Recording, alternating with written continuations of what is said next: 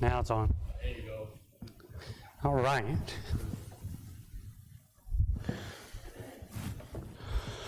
Well,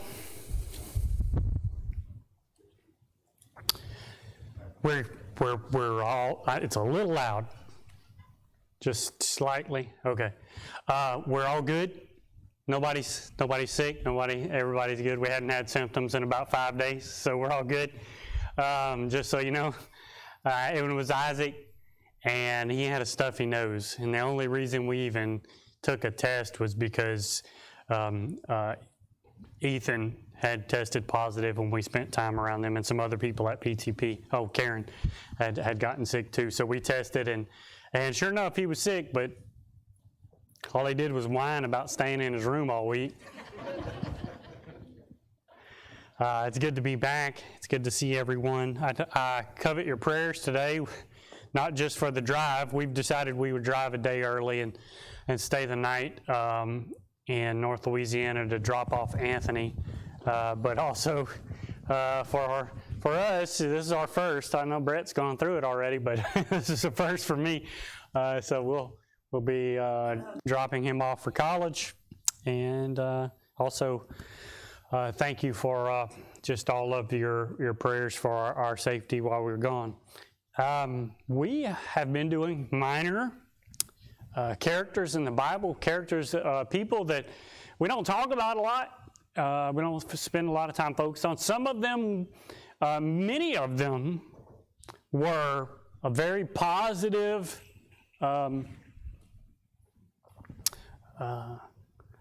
influence. Many of them had lots of traits that we could emulate, lots of applications to make for good. There were a couple of them that had some traits we didn't want, right? Some negative influence that we looked at closely. Well, today we're going to look at someone a bit different in that this individual, there were no redeeming qualities at all, none.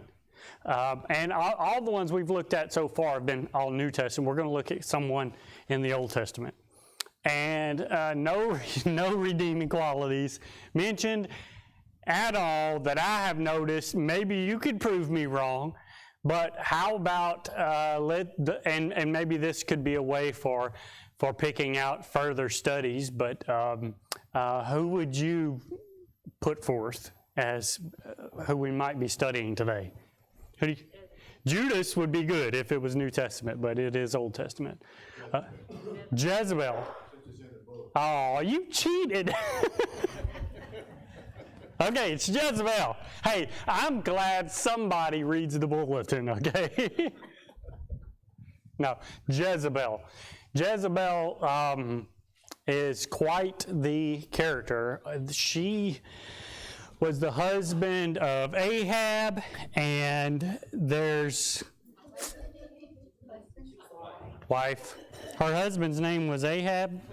That's what I meant to say. Jeff, would you help me hand these out?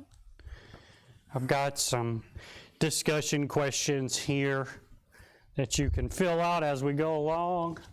And, oh, thanks, Tim. I think I'll need one too. Don't let me forget, before the end of class, we have this handout for next Sunday's Sunday morning's class, where we're going to start a study on forgiveness, okay, on forgiveness. So, Jezebel, we could probably study for quite a while. There's quite a bit of text. You can see there on your suggested scriptures for study. We have several different passages that we're going to look at today. We could spend quite a bit of time looking at not just her, but the stories surrounding her and the things that took place around that time. But I do plan to start this new study next week, so we get where we get today with Jezebel. So I would request that if there's some application that you see that you would like to bring up, or even a question, go ahead and do so as we go through our study today on Jezebel. All right. And the first passage we're going to look at today is 1 Kings 16, 31 through 33, and then also chapter 18, 4 through 13, and then moving on into chapter 19 as well. We'll look at those. They just kind of follow each other. But Ahab is considered, wow, I thought I printed way too many. Apparently, okay, if 4 more people come in, we still have some more. Ahab was a bad guy. Not a great king at all. I mean, the king before him, his father, was not so great either, but so he didn't have the best example. But if Ahab was a bad guy, well, Jezebel was worse. When you read in the Bible about her, you can't help but think of certain words that would describe her, like vicious. What are some words that come to mind if you've read about her, you studied about her, or even if you know the name, because the name has a place in history as well, right? So what are some words that stand out about her? Conniving, thank you. Is that what you said too? Y'all both said conniving at the same time. That's it. Arrogant. Oh, was she ever arrogant? Yes. Narcissist, ruthless, vengeful. And there's wicked, evil, unscrupulous. Despicable, yes, absolutely. So all of it, I mean, it's like I said, no redeeming qualities seem to be found. One commentator actually wrote about her. He said, Jezebel possessed none of the tender and appealing qualities of womanhood. With a foul heart and fierce temper, she was everything a woman should not be. Everything a woman should not be. And this is the woman that Ahab chooses as a wife. Now, granted, he chooses her for a specific reason. He chooses her because it's going to make a good alliance with another kingdom. So he does it for the political gain. And, of course, he is the first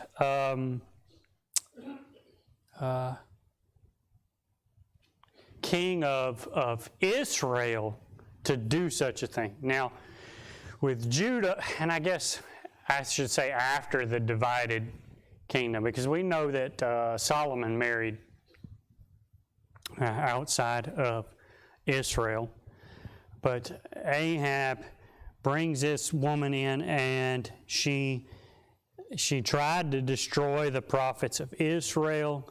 And when she threatens to kill Elijah, and of course then she also kills Naboth. And I have these 4 questions here, and I won't focus on them too much, but we will look at them more towards the end. So consider, I probably just gave you the first answer, but we're going to be looking at 3 or more of these. You could really pull more of these out if you wanted to. But let's look at 1 Kings chapter 16, verses 31 through 33. Some Bible name dictionaries say that her name actually meant chaste. All right? So carrying with it the idea of purity, which is kind of ironic because throughout Scripture we see, I mean, even toward the end of her life, she tries to seduce Jehu to save her own hide, and that doesn't work out for her. But her name, in another dictionary I found, and this sounds more reasonable to me, it meant, what did it mean? I had it here. Well, now I've lost it. Anyway, Jezebel meant, where's the prince? And they said, well, from the Phoenician rendering of the name actually meant the prince of Baal. All right, so tied it in with Baal and Baal worship, which she brought in to the kingdom. So that makes a little more sense. Let's read 1 Kings chapter 16, 31 through 33. Can I get a volunteer to read? Anybody? Okay, Gerald. And as if it had been a light thing for him to walk in the sins of Jeroboam the son of Nebat, he took his wife Jezebel, the daughter of Ethbaal, king of the Sidonians, and went and served Baal and worshipped him. He erected an altar for Baal in the house of Baal, which he built in Samaria. And Ahab made an Asherah. Ahab did more to provoke the Lord, the God of Israel, to anger than all the kings of Israel who were before him. What an epitaph, right? Starting out with, as if it were a small thing.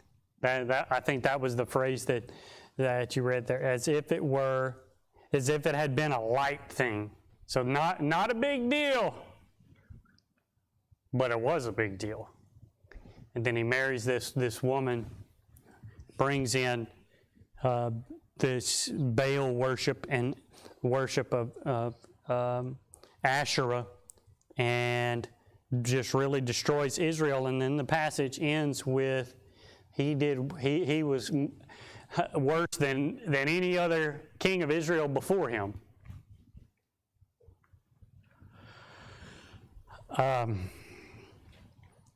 My third question on here, and I'll pose it now since it's kind of coming up, is if Ahab had chosen a different wife, would his life have been different?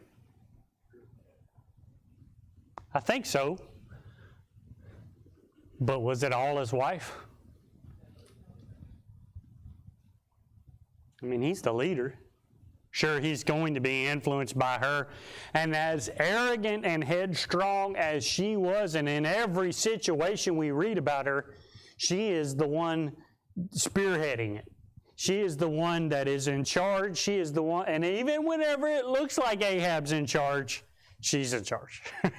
she's leading from behind the scenes and really manipulating him. But if he had married someone else, maybe it wouldn't have been as bad, or maybe it would have been worse. But even if he had married an Israelite, a God-fearing Israelite woman, she can only do so much. I think we have to consider that here as well. All right.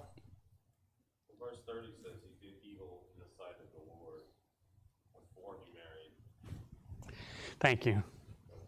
Yeah, I mean, and that's what really led him to the decision to marry her. Well, I think there we can make an application as well, right? Sin kind of snowballs. We start out with something small and it can get much, much worse. That's why the small things do matter. And it does make a difference of whether we're paying attention to those little things and repenting of those little things and taking them seriously. Because if I grow callous, or I grow to where I don't blush, I'm not ashamed of the little things anymore, then the big things can kind of creep in as well. Big problem there if somebody had stuff in common with her, would you think? Well, in this case, he certainly had some things in common with her, and I don't know that he really. I mean, she was probably. I mean, I know the text says she was beautiful, on the outside at least, not at all. Mm-hmm. I think she was a manipulator too. Oh, certainly.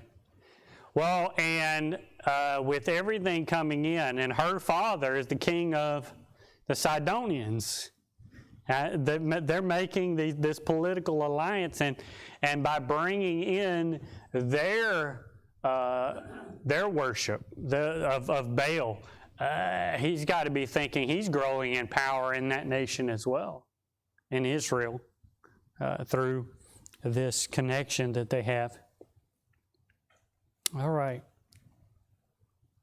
Okay, so let's read this next text. Chapter 18, verses 4 through 13. Here's where it starts to get interesting. Well, it's interesting already, but far worse. All right, 18, 4 through 13. Who would like to read those scripture for us? All right, Jerry. For it was so when Jezebel cut off the prophets of the Lord, that Obadiah took 100 prophets, hid them by 50 in a cave, and fed them with bread and water. Ahab said to Obadiah, Go into the land, to all the fountains of water, and to all the brooks, peradventure we may find grass to save the horses and mules alive, and we lose not all the beasts. So they divided the land between them to pass throughout it. Ahab went one way by himself, and Obadiah went another way by himself. And Obadiah was in the way. Behold, Elijah met him, and he knew him, fell on his face, and said, Art thou my Lord Elijah? And he answered him, I go, tell thy Lord, behold, Elijah is here. And he said, What have I sinned, that thou wouldest deliver thy servant to the hand of Ahab to slay me? And as the Lord thy God liveth, there is no nation or kingdom whither my Lord hath not sent to seek thee. And when they said, He is not there, he took an oath of the kingdom and nation that they found thee not. And now thou sayest, Go, tell thy Lord, behold, Elijah is here. And it shall come to pass, as soon as I am gone from thee, that the Spirit of the Lord shall carry thee whither I know not. And so when I come and tell Ahab, and he cannot find thee, he shall slay me. But I, thy servant, fear the Lord from my youth. Was it not told, my Lord, what I did when Jezebel slew the prophets of the Lord? How I hid 100 men of the Lord's prophets by 50 in a cave, and fed them with bread and water?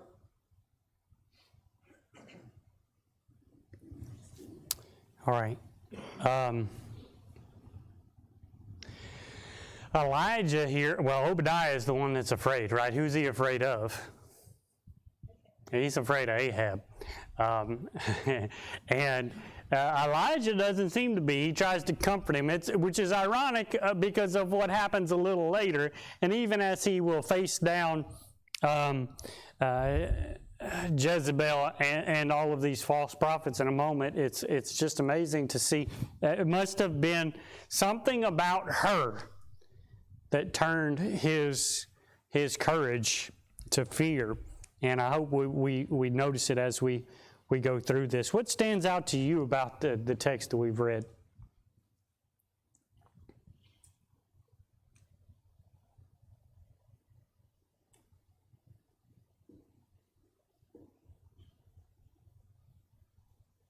Obadiah was protecting the prophets, but he also was doing what Ahab told him to do.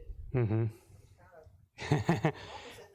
Ahab is doing Obadiah is doing what Ahab told him to do, but he's also protecting the prophets. But then he's afraid to go back to Ahab again. There's more to it that's not written here, obviously, as we go through. Ahab, you could go back and read more in chapter 16, but he ruled Israel for 22 years.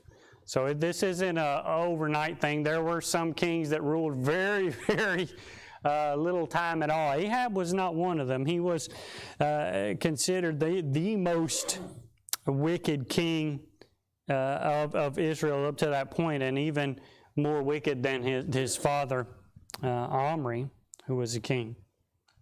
Ahab, according to chapter 16 that we read a moment ago, built a temple, right? Built an altar to Baal in the capital city.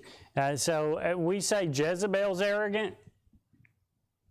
Ahab was just as arrogant in his building these false God altars, and in the face of God and in the face of this country. All right, let's start with chapter 19 now. Chapter 19.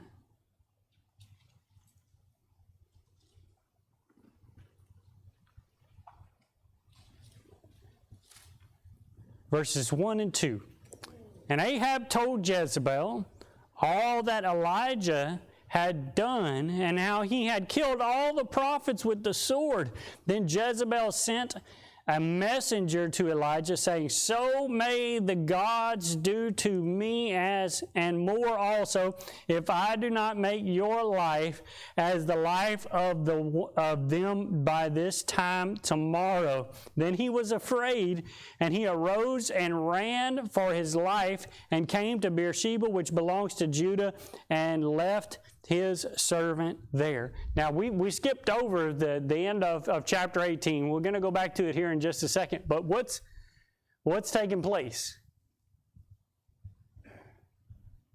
Challenges the prophets of Baal. Baal is God who sees. Yes. They called out fire. When he has God call out fire, to consume the altar. Right. And after all of that, and after God shows his power, she makes a threat on his life, and he runs away and hides. And I struggle to understand it. Maybe do you feel the same way, or it's hard to put myself in his place and experience what he experienced with God doing what God just did, and then this mere mortal of a woman make a threat against his life, and he's afraid and he runs away. She must have been terrifying. That's all I can come up with. Yes, he is. He is. And I'd like to think that that's not how I would respond, but I'm a man as he's a man. And let's read some of this. So let's start back with chapter 18, verse 20. Chapter 18, verse 20. And let's read on down through 29. So those first 9 verses, who would like to volunteer to read for us? Brian's going to read for us. So Ahab went to the people of Israel and gathered the prophets together at Mount Carmel. And Elijah came near to all the people and said, How long will you go limping between 2 different opinions? If the Lord is God, follow him. But if Baal, then follow him. And the people did not answer him a word. Then Elijah said to the people, I, even I only, am but the prophet of the Lord. But Baal, prophets of 450 men, let 2 bulls be given to us, and let them choose one for themselves, and cut it to pieces, and lay it on the wood, but put no fire on it. And I prepare the other bull, and lay it on the wood, and put no fire on it. And he call upon the name of your God, and I will call upon the name of the Lord. And God who answers by fire, he is God. And all the people answered, It is well spoken. Then Elijah said to the prophet of Baal, Choose yourself 1 bull and prepare it first, for you are many, and call upon the name of your God, so that he can put fire to it. And they took the bull and given them, and they prepared it and called upon the name of Baal from morning till noon, saying, O Baal, answer us. But there was no voice, and no one answered. And they went around the altar, and they had made, and at noon Elijah mocked them, saying, Cry out loud, for he is a God. Either he must be musing, or he must be believing himself, or is on a journey, or perhaps he is asleep, or must be awakened. And they cried out and cut themselves after their customs with swords and lances, until blood gushed out upon them. And midday passed, they raved on until the time of the offering of the obligation. And there was no voice, and no one answered, and no one paid attention. And Elijah said to all the people, Come near to me. And all the people come near to him, and he repaired the altar of the Lord, the been thrown down. All right, let's make some observations here. One, Elijah's pretty blunt with them, and he starts out with the contest here between them.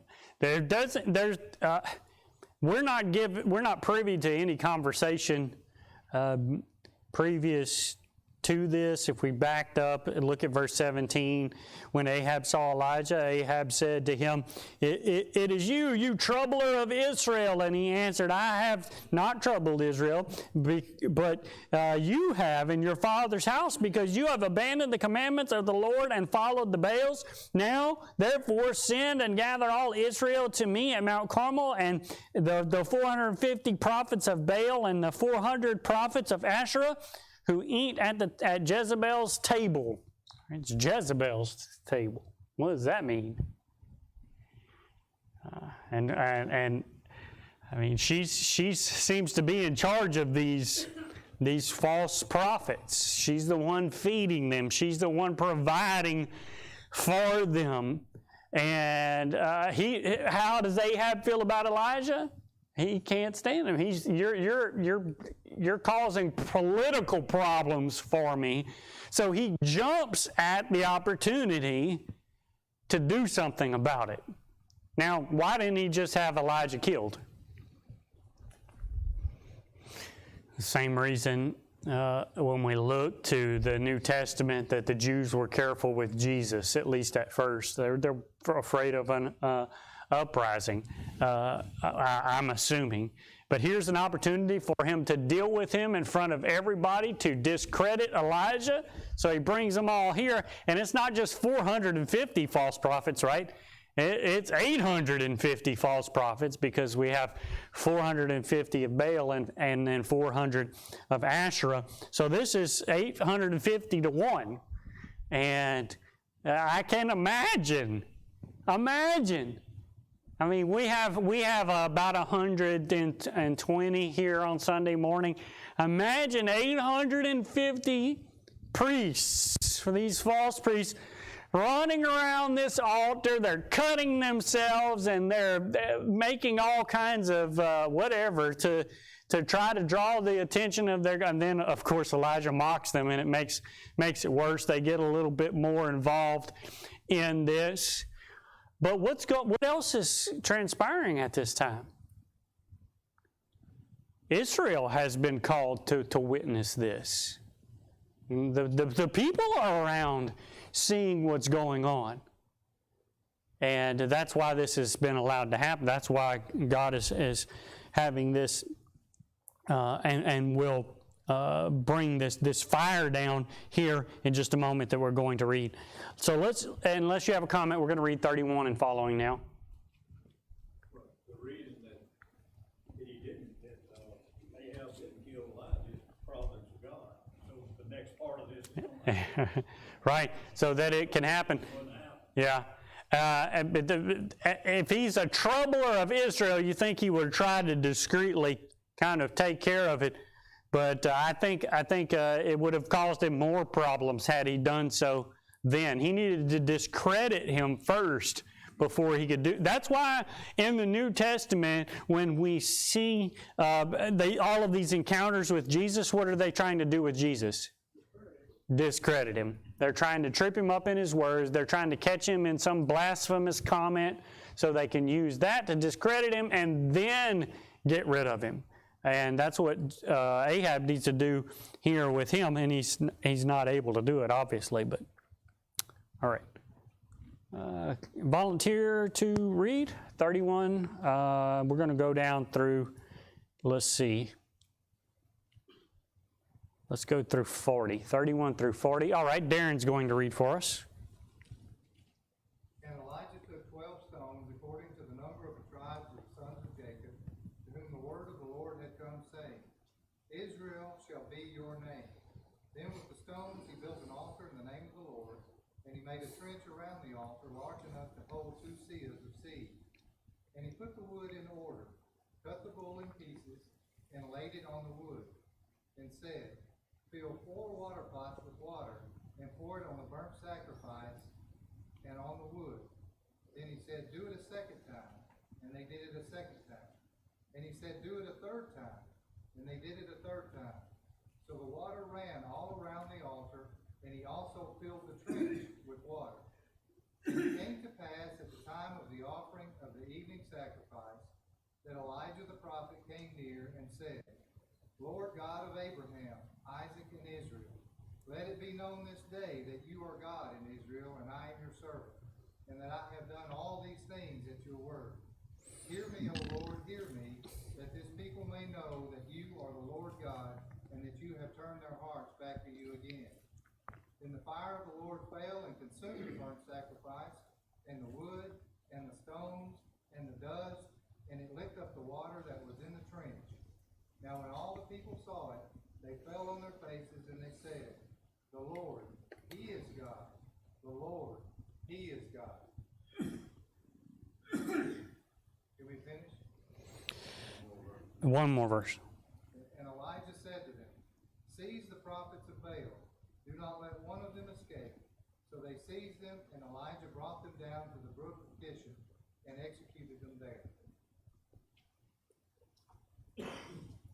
All right. The timing, I think, is important here as we look at this, because 850 prophets couldn't get anything to happen through the course of from morning until however long the text says. They spent all day trying to do this, and Elijah let them do it. And then Elijah comes up, makes this statement for them to pour water all over the altar. Why? Wet wood doesn't burn, right? All right, so we've got to make a statement here, because if we poured water, if he didn't pour water all over it, it would be easy to kind of fake something, right? Just have some kind of something already lit nobody sees, or a coal or something to kind of throw in there and start it, and nobody really noticed it. Especially if you put some kind of fuel in there to light it, something very flammable. But if we cover it with water, there can be no doubt of what's happening here. But also, they spent all day, and then how long did it take God to respond? There's one word in there that is used to describe the timing. It's the word then. Right? He said it. He prayed to God. Then this happened. So I'm concluding this was immediate. That is, and this this started out, at least from Jezebel and Ahab's perspective, as an opportunity to discredit Elijah and get rid of him, which tells me a little bit of something about their mindset. Did they think even a little bit that God was going to respond here? That they would lose? If they thought they would lose, there's no way they would have done this. But if they thought they would lose, that would also tell us that they had some faith or belief, at least, that the God of heaven existed. I have to conclude here that Ahab had no faith in the God of heaven. None at all. And as a matter of fact, more faith in these yahoos that were dancing around the fire, around this altar, trying to get it to light. And there was no water on theirs. Didn't one of them think to try to trick somebody? I don't know. But it didn't work out. The timing here is important, because what did the timing eventually do? I mean, it really helped to solidify some things for the people that are watching. Just like the miracles in the New Testament, what did this miracle do? It glorified God. It set these people in motion. It let them know who was Elijah. Was he a false prophet like the rest of these guys? No, he was a prophet of God.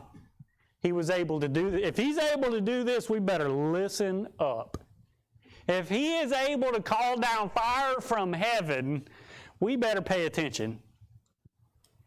And whenever he makes the commandment to round up these prophets, that tells me something about the crowd as well.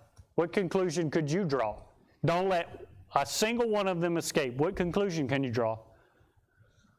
There's more people than there are prophets. And that's the conclusion that I'm drawing here. So, whenever we think about it, we may forget about all the people that are watching. He said, call all of Israel. But if 850 people can't get away, there's a lot more than 850 in the crowd that are watching this, that are seeing this happen. And how embarrassing. These are, as Elijah put it, Jezebel's men. They eat at her table. Do you think she profited from them at all? Made any kind of money off of them? Of course she did. I'm sure they took in all kind of money from the people. Selling sacrifices, selling whatever kind of rights to the people. She wouldn't have kept them if they didn't make her money or give her power. And they did both. And that has been taken away from her. Just like, remember in the New Testament, Alexander the coppersmith, and how he responded to Paul whenever Paul healed that young lady, removed that demonic spirit from her. He lost his money, his revenue scheme. And now she has done the same. That's her power. That's what she's wielding power with in this nation, and now it's gone. That's why she's so angry. That's why she will respond the way that she does here. All right. And so her threat there in the beginning of chapter 19 tells us a lot about her.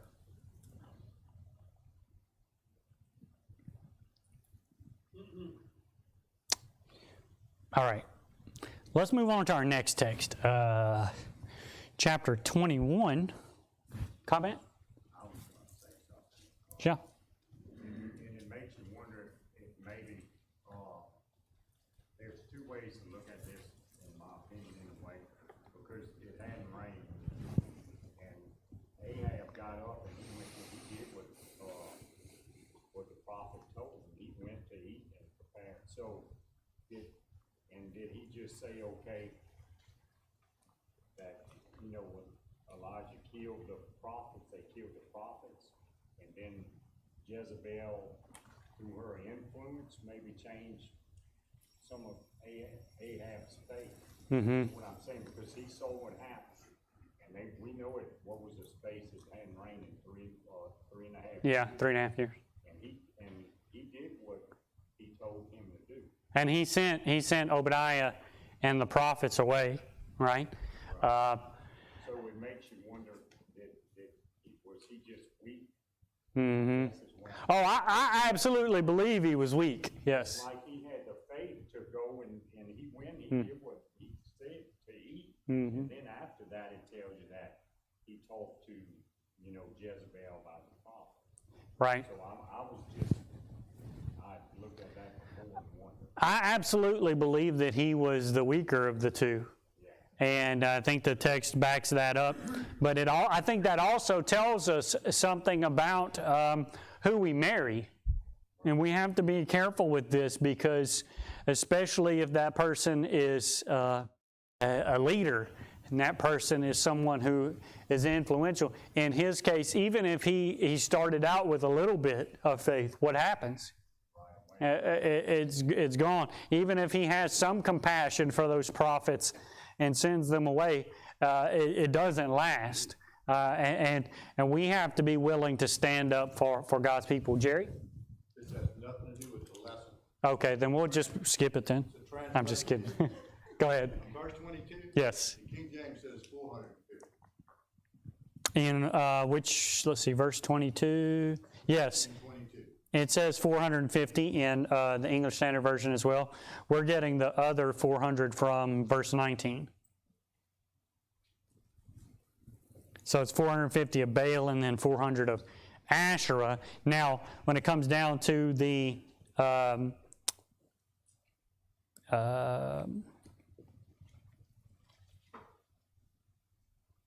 so there's 850 450 together. Yeah, together. Now, whenever he talks about the competition, if you will, he only mentions those 450, but I can't imagine the rest are left out. Okay. I mean, they are trying to reach Baal there, but regardless. Okay, we're down to a few minutes here. Let me ask this last question. Out of 850 people, somebody would have had a match. Or at least a little coal, you know, a little ember to flick into there. And you know what? Maybe they were. But they could have had a flaming torch thrown in there, and it wouldn't have lit. Because God wasn't going to let that happen, I can tell you that. So let's, the last question on the sheet here, and we didn't get to read about Naboth, and we just really don't have the time. Question 2 we skipped over, of what was Naboth falsely accused so that he could be put to death. And when you can go back and read in the text there and find the answer to that question. But as we read this last little section, think about what valuable lessons can be gleaned from this study. So let's look at chapter 21, verses 1 through 15.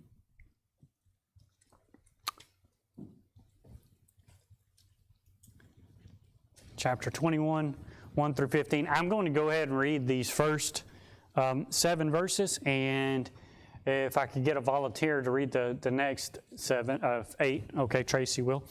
And now Naboth the Jezreelite had a vineyard in Jezreel beside the palace of Ahab king of Samaria. And after this, Ahab said to Naboth, "Give me your vineyard that I may have it for a vegetable garden, because it is near to my house, and I will give you a better vineyard for it. Or if it seems good to you, I will give you its value in money." But Naboth said to Ahab, "The Lord forbid that I should give you the inheritance of my fathers." And Ahab went into his house, vexed and sullen because of what Naboth the Jezreelite had said to him. For he had said, "I will not give you the inheritance of my fathers." And he lay down on his bed and turned away his face and would not eat food. A thought just popped into my head. Can you imagine any Israelite saying this very same thing to David if David had made this request to somebody? I can't. I mean, when we look at the time that David wanted to purchase the threshing floor, he was such a good king to his people that they wanted to just give it to him. I think this says a lot about Ahab as well. Go ahead, Tracy. Oh, I'm sorry, I didn't finish reading my section, did I? But Jezebel, his wife, came to him and said to him, "Why is your spirit so vexed, and you eat not food?" And he said to her, "Because I spoke to Naboth the Jezreelite, and I said to him, give me your vineyard for money, or else, if it please you, I will give you another vineyard for it." And he answered, "I will not give you my vineyard." And Jezebel, his wife, said to him, Do you not govern Israel? Arise, eat bread, and let your heart be cheerful. I will give you the vineyard of Naboth the Jezreelite. And then verses 8 through 15 is what we're going to read next. Was that the second bell? That was the second bell. Okay. Well, we know the rest of the story. Sorry, Tracy. She gets with some officials of the city, and she gets them to agree that Naboth has blasphemed the Lord, and they put him to death, steal his vineyard. So go ahead and read the rest of that, and then you can read in the book of Revelation, chapter 2, verse 20. She was such a memorable individual that those in the New Testament were even use her name as a reminder of who's wicked. All right, like I said, forgiveness. Can I get some help to hand these out again?